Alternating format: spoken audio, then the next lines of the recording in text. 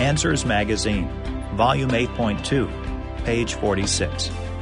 When Was the Ice Age in Biblical History? By Andrew Snelling and Mike Matthews.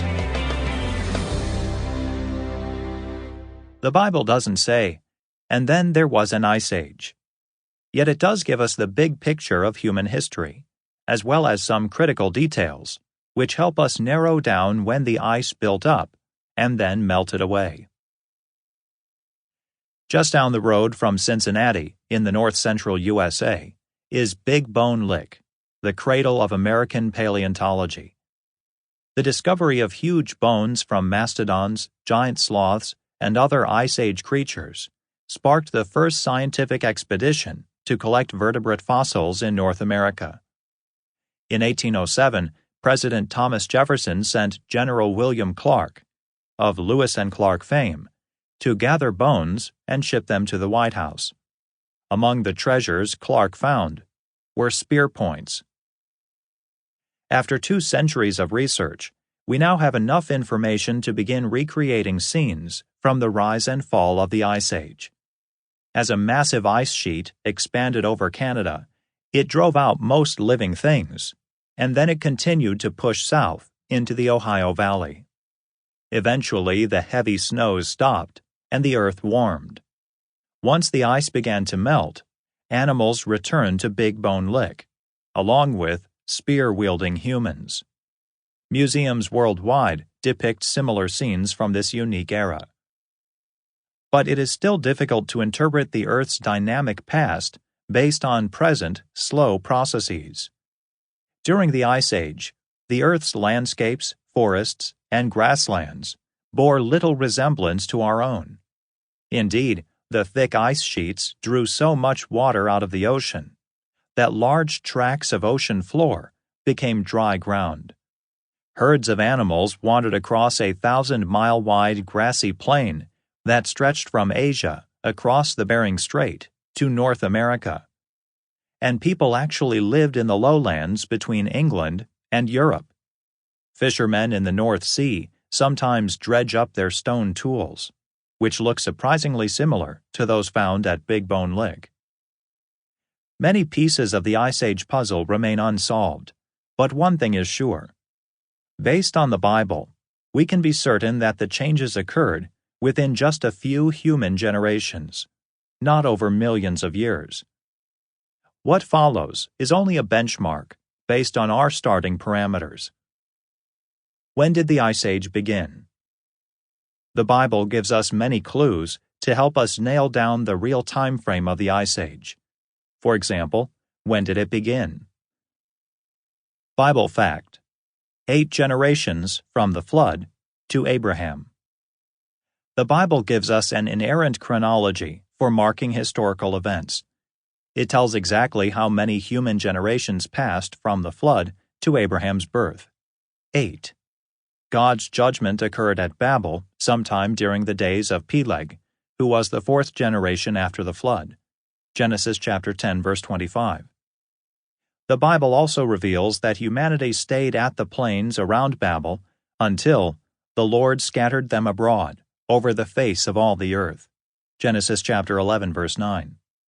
This means that at least 3 generations passed between the flood and the first appearance of humans in Africa, Asia, and Europe. Meanwhile, the animals on the ark had already fulfilled God's command to abound on the earth and be fruitful and multiply. Genesis chapter 8, verse 17. The Bible also tells us precisely how many years passed from Peleg's birth to Abraham's birth. According to the most often used Hebrew version of the Old Testament, the Masoretic text, the total is 190 years. Each generation lasted about 30 years until Abraham's father, Terah. He waited 70 years to have children, so you could say he waited 2 generations, making a total of either 5 or 6 generations from Babel to Abraham. With this information, can we set an approximate date for the start of the Ice Age? Geological fact: growth of Arctic ice sheets. The Ice Age is an informal expression. So first it is necessary to define the term before discussing its timeline. In secular thinking, the Ice Age does not refer to the first formation of ice on the planet. Indeed, forests grew on Antarctica and the Arctic before ice began to form. Drilling down through Antarctica's ice sheet, scientists have found in sediment layers beneath the ice sheet fossils of a subtropical rainforest, complete with palm trees and macadamia trees. For these to grow, the land would have to be frost-free for a brief time after the flood. As the earth cooled, however, grasslands expanded on the continent, while the forests changed to deciduous trees and tundra. Finally, the whole continent was covered by ice, which marked the beginning of the post-flood cool-down. In the old Earth view, all this took place millions of years before the Ice Age, and without a global flood. The Ice Age actually refers only to the period when great ice sheets arose in the northern hemisphere, well after the Antarctic ice sheet had formed. The deposits from this time period, caused by moving ice and melting waters, are technically known as the Pleistocene. According to old age assumptions about radiometric dating, the deposits were laid between 2.6 million years and 11,700 years ago, 9,700 BC. As the term Ice Age is used in science publications, its end does not refer to the melting of the ice sheets, but to the rising world temperatures that started the dramatic and relentless retreat of the ice. Though this range is clearly not accurate, because it lies outside the Bible's total timeline of 6,000 years, several lines of evidence support the choice of the Pleistocene layers for the Ice Age. Anywhere that these layers have been tested by radiometric dating, the ages fall within this range. Also, the plants and animals associated with these layers fit the Pleistocene.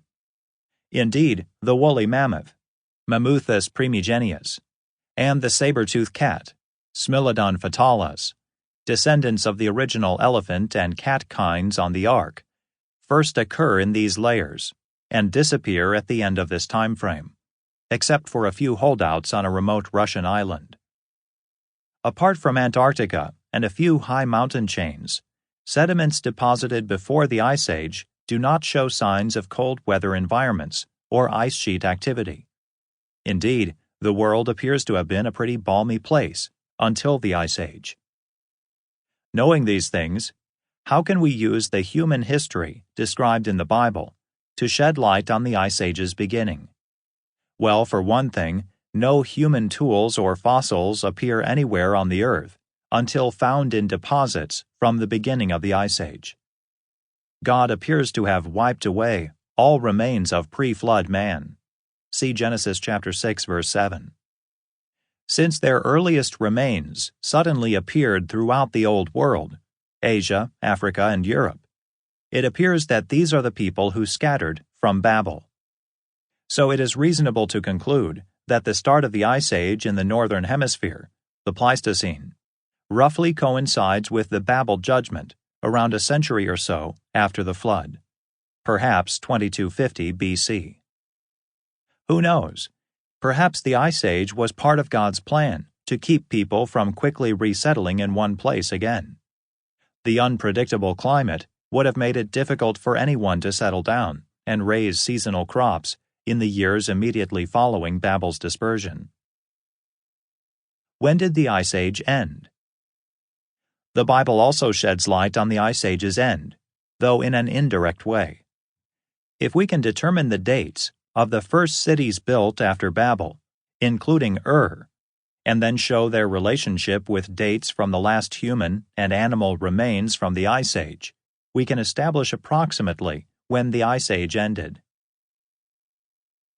Bible fact: Thriving Cities by Abraham's Day. The Bible mentions that some very important cities were established by Abraham's day and continued to thrive throughout Old Testament times. For instance, the city of Abraham's nativity was Ur, Genesis chapter 11, verse 28. Abraham later passed through many other cities in Mesopotamia, modern Iraq and Syria, Canaan, and Egypt.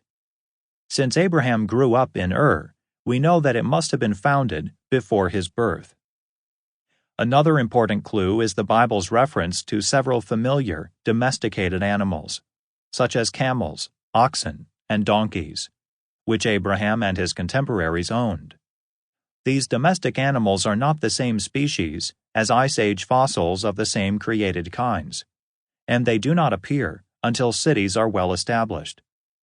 The camels found earlier in the fossil record were not anything you would want to ride. It appears that most wild versions of these beasts of burden were extinct by Abraham's time, along with many other Pleistocene mammals, like wild horses in the Americas. Archaeological fact: no cities associated with Ice Age remains. The fossil and archaeological record offers us a phenomenal wealth of data from thousands and thousands of sites on every continent. In case after case, radiocarbon dating confirms a general pattern. While the radiocarbon ages are wrong because they exceed the Bible's timeline, the relative ages are useful. If something dates at 40,000 radiocarbon years and something else at 20,000 or 5,000, we know the first find is older than the second, and so on. Radiocarbon dating shows that every fossil from the Ice Age predates anything from the earliest known human settlements. Several cities have been continuously inhabited since Abraham's day, so it's not likely that we are just missing evidence. Many large mammals, specifically designed for cold weather, went extinct when the Ice Age ended, in a period known as the Ice Age extinction event. We are also able to date human fossils and other remains from the earliest human settlements around the world. In no case do these settlements, including Ur, date as early as the end of the Ice Age. At the time of Ur's settlement, it was a port city on the Persian Gulf. But this gulf did not even exist during the Ice Age. Only later did the melting ice sheets raise the ocean enough to flood into the area and fill the gulf. What were people doing during the Ice Age? Archaeologists have found thousands of campsites and small settlements where Noah's descendants lived after the Babel dispersion during the Ice Age. These early pioneers were daring explorers and settlers, quickly reaching as far as Australia and the Americas. Everywhere they went, they found unfamiliar plants, weather cycles, soils, and wild animals. Cast off from the pampered life of the city, the tiny bands had to invent whole new ways of doing things, including living off the land while caring for their children. Bible fact: the whole earth is settled. The Bible does not reveal much about the biology and geology of the Ice Age, but it does tell us about the languages, culture, and migrations of the people of that time. They began as a united people with one language, capable of accomplishing great feats. Genesis chapter 11, verse 6. But God recognized the danger of unity without obedience to His word, so He scattered the people from Babel. Twice the Bible repeats that the Lord scattered them abroad from there over the face of all the earth. Genesis chapter 11, verses 8 through 9. Notice that this was the Lord's doing. This supernatural event is essential for a proper understanding of human history. Yet without God's written word, archaeologists would have no way of knowing this happened. Archaeological fact: brief appearance of Neanderthals, woolly mammoths, and Stone Age villages. The fossil and archaeological record gives us a wealth of amazing detail about the creatures that Noah's descendants met and the places where they lived. Various species of the saber-toothed cat, such as Smilodon fatalis, began appearing as the Ice Age got underway, though not in the areas first settled by humans. The woolly mammoth, Mammuthus primigenius, did not appear until later, but as the cold increased and grasslands spread across northern Asia and North America, its numbers quickly filled the grassy plains. Humans soon followed in their steps. Another interesting development during the Ice Age was the appearance of Neanderthal people, whose range was restricted to Europe and the Near East. Like all other humans, they were descendants of the people who scattered from Babel. Their remains do not appear until the middle of the Ice Age, and they disappeared as the glaciers reached their maximum and the cold, dry weather reached its worst.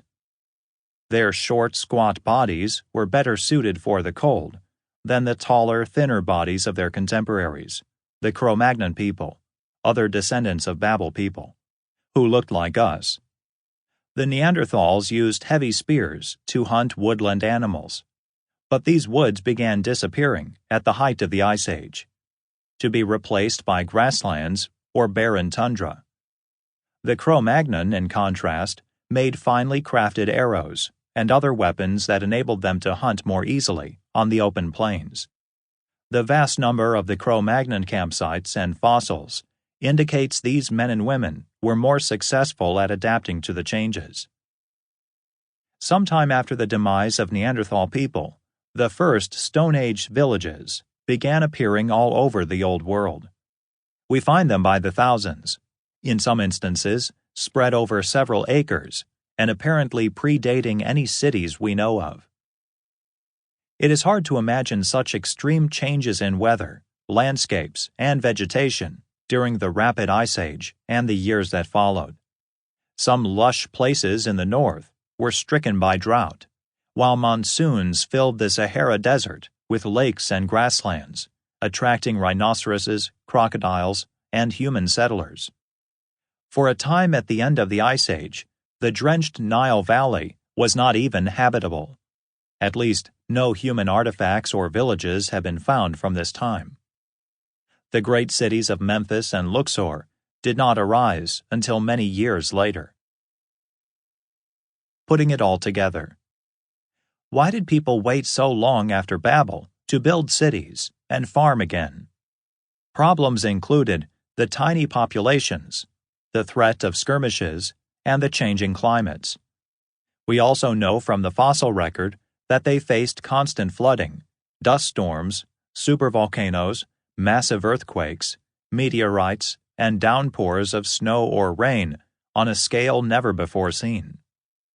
It was much safer to live off the land and gather wild grains and game, as people still do in harsh environments. On top of those problems was God's supernatural intervention to scatter the small groups of families over the face of the earth.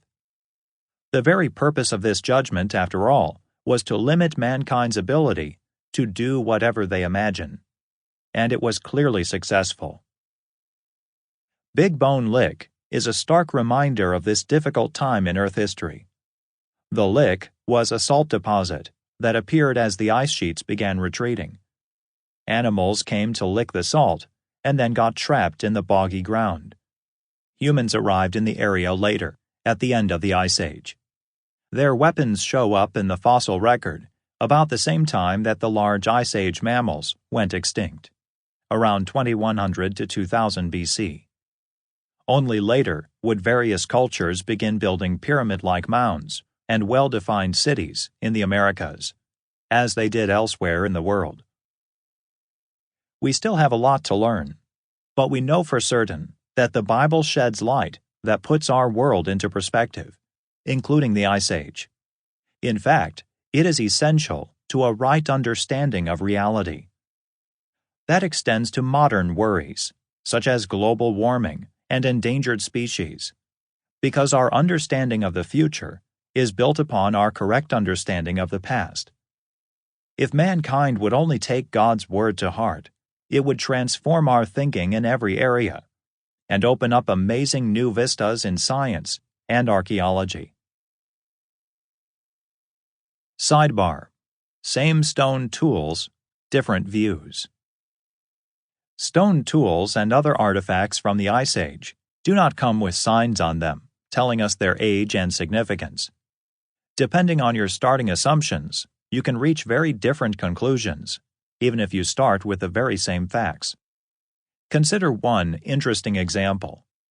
Everywhere we find the earliest known stone tools, in Europe, Asia, and Africa, they have the same basic design, called Acheulean tools. This type of tool appears in most Ice Age layers. Then suddenly, near the end, lots of new styles were adopted, such as the smaller Mousterian blades associated with Neanderthals. If you believe the Ice Age lasted 2.6 million years, then you must assume human beings were making the same basic tools for at least 50,000 generations before any new ideas were invented. That scenario does not quite fit what we know about human ingenuity. God's Word gives us a different picture of human history. The earth is only 6,000 years old, and humans lived here since the first week. All the Ice Age peoples were descendants of Noah's 3 sons, who already knew how to build ships, towers, and cities. We would expect the people who scattered from Babel to share many of the same technological skills. They also lived longer than we do, sometimes over 4 centuries, so they could pass down technology to many generations. In fact, it is conceivable that most of the stone tool innovations occurred within a single generation. Noah's son Shem was still alive when Abraham was growing up. Sidebar: a different world. When our ancestors scattered from Babel, they encountered a very different world. At the height of the Ice Age, you could walk to England or Japan without a boat. For a brief time, you could even hike overland from Asia to North America. The Persian Gulf didn't even exist.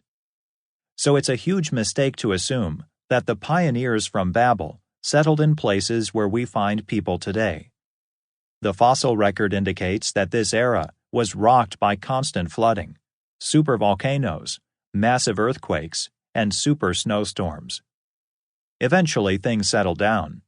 Many families began raising seasonal crops, and when their populations reached sufficient size, they founded new cities. Coming to America. Today, the Bering Strait separates Russia and America. Travel requires a ship or plane. But during the Ice Age, the ocean was so low that a 1,000-mile-wide grassy plain connected the 2 continents.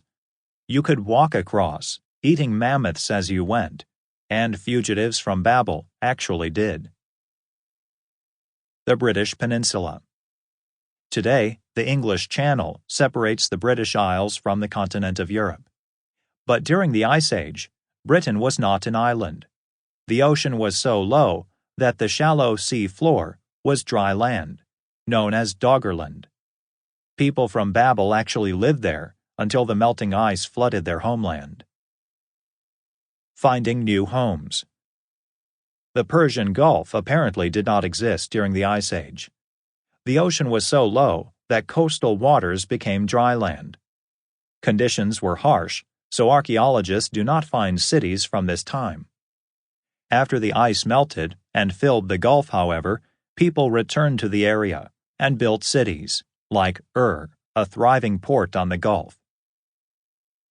Dr. Andrew Snelling holds a Ph.D. in geology from the University of Sydney and has worked as a consultant research geologist in both Australia and America. Author of numerous scientific articles, Dr. Snelling is now Director of Research at Answers in Genesis, USA. Mike Matthews earned a B.A. in English and a M.Ed. in English Education from Bob Jones University. Mike was content manager for the Creation Museum and now is the editor-in-chief of Answers Magazine.